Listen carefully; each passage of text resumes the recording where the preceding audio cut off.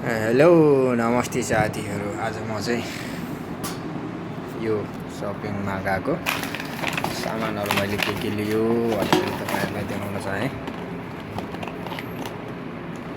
यो एउटा ब्रुसहरू राख्नको लागि लिएको यो चाहिँ।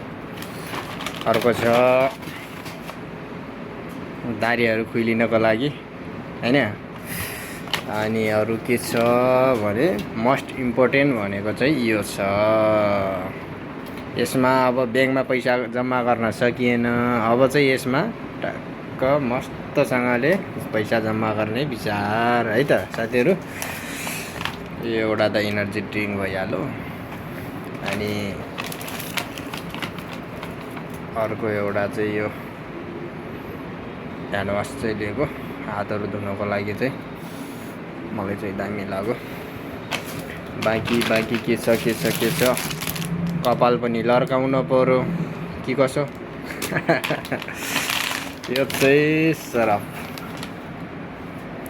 यता पनि सामानहरू आइरहेछ साथीहरु टिकटकबाट। यता अर्को पनि छ। कस्तो लाग्यो लाइक कमेन्ट शेयर गरिदिनुस् है। धेरै खाँचो छ।